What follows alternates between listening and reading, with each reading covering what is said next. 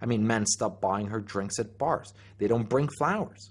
They don't surprise her with weekend getaways or cute messages during the day. Well, in a nutshell, men no longer work for her attention or approval. The supposed romance disappears. So it would seem that when a woman is no longer deferred to, she will suffer 1,000 little frustrations and inconveniences as a result. The post-wall rage that I had mentioned before now seems to become a brewing rage, and not one of immediate intensity.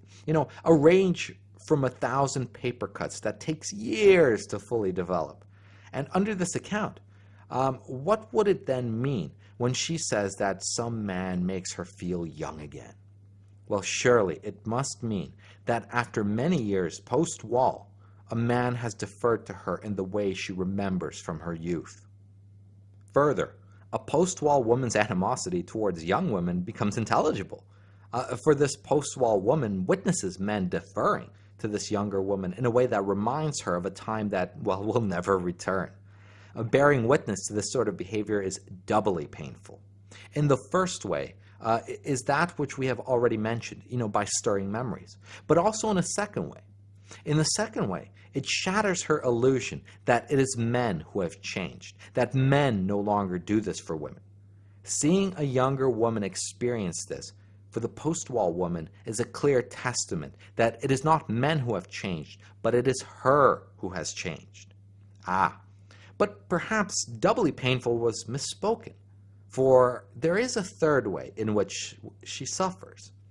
If indeed it is the case that a woman loses her neoteny due to an increase in the role that testosterone plays in her system, then it also follows that she will acquire some male behavioral traits.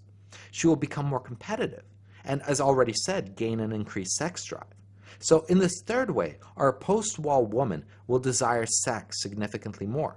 She will also be fueled by a need to compete with younger women, but fail to win except through gratuitous promiscuity.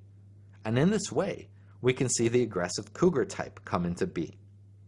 But let us consider for a moment if experiencing the wall is the same for all women. It is given that all women hit the wall, as this is merely a biological factor, but what is not as certain is if the existential experience of the wall is consistent between women. First, we have asserted that the loss of neoteny is that which the wall robs a woman of. We have also argued that it is the deference women experience pre-wall that differentiates their existential experience before and after the wall. With the loss of neoteny, a post-wall woman also loses the deference that comes with it. Now, the question we must answer is whether or not the loss of this deference is equally meaningful for all women, or if there are cases in which the loss of this deference is less significant. Now, we can imagine that the wall would be meaningless for a woman for whom the loss of deference would be meaningless. This would entail that a woman experienced just treatment throughout her life as opposed to deferred treatment.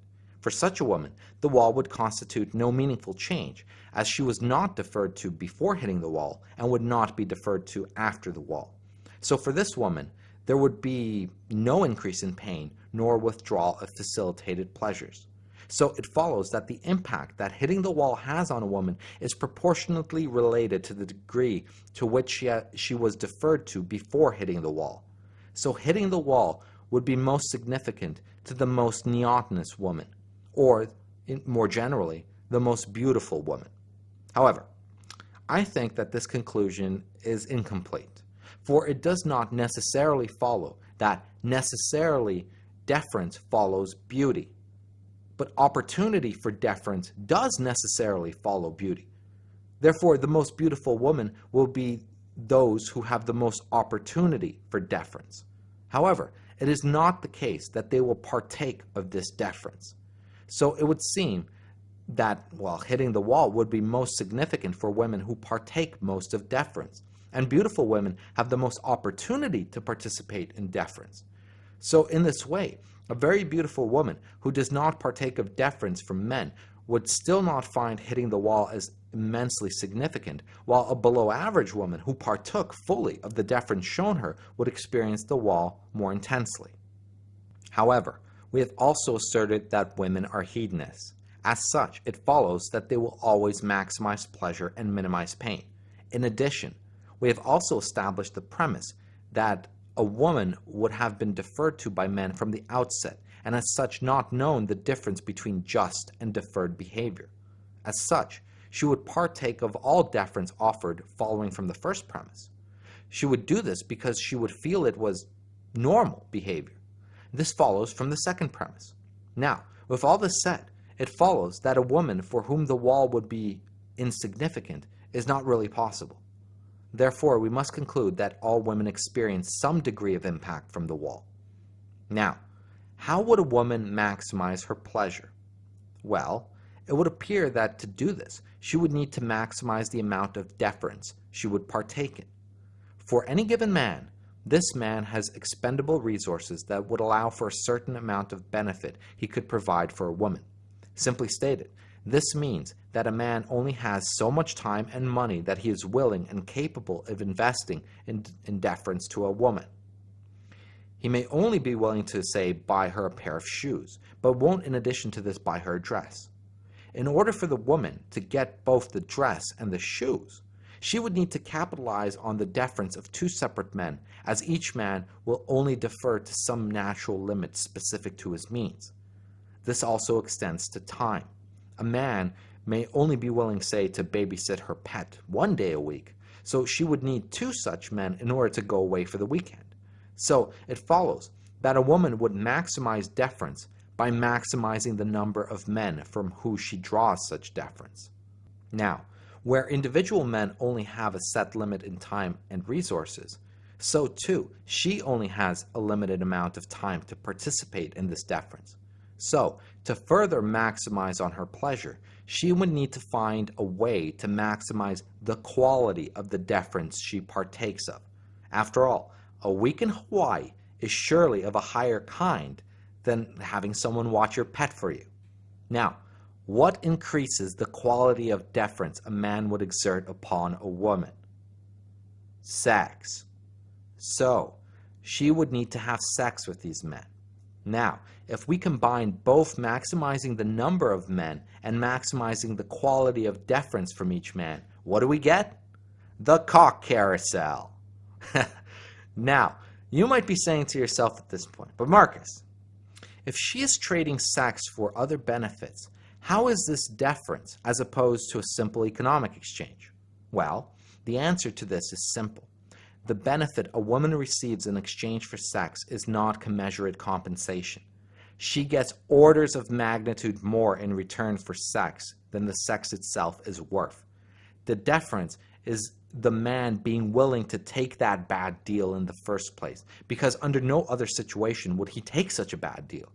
So, in returning to our argument, it appears that a woman who rides the cock carousel is in fact maximizing the deference she can partake in by maximizing both the number of men who defer and the quality of the deference they offer. This, in turn, maximizes her pleasure, which coheres with our hedonistic thesis. This also has the side effect of maximizing the number of desires she will acquire throughout her pre-wall years, and it will also maximize the impact the wall will have on her.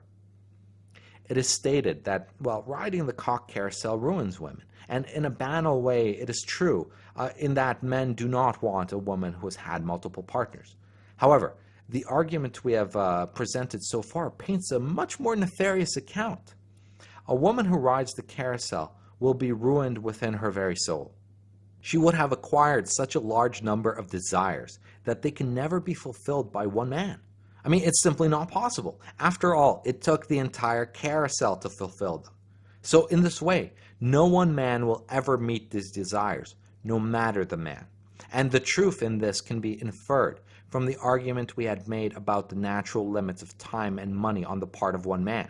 I mean, even if a man has billions of dollars, he still only has 24 hours in a day. As such, he will never have the time to allocate to her that a harem of men would. So, it appears that a carousel rider is the type of woman for whom hitting the wall will be the most painful. And on this point, I would like to close this discussion of the wall. Though much more can undoubtedly be said, I'll leave that for another video. For me, I think the notion of the post-wall rage is a new idea that might be worth exploring by the Mgtow community. I mean, how does female behavior change after the wall? Do they go through the stages of grieving? I mean, at what point does the male and female sex drive overlap? Does the effect of the wall end at menopause, or does it get worse? I mean, all interesting and unexplored questions. But for now, thanks for listening. Go team.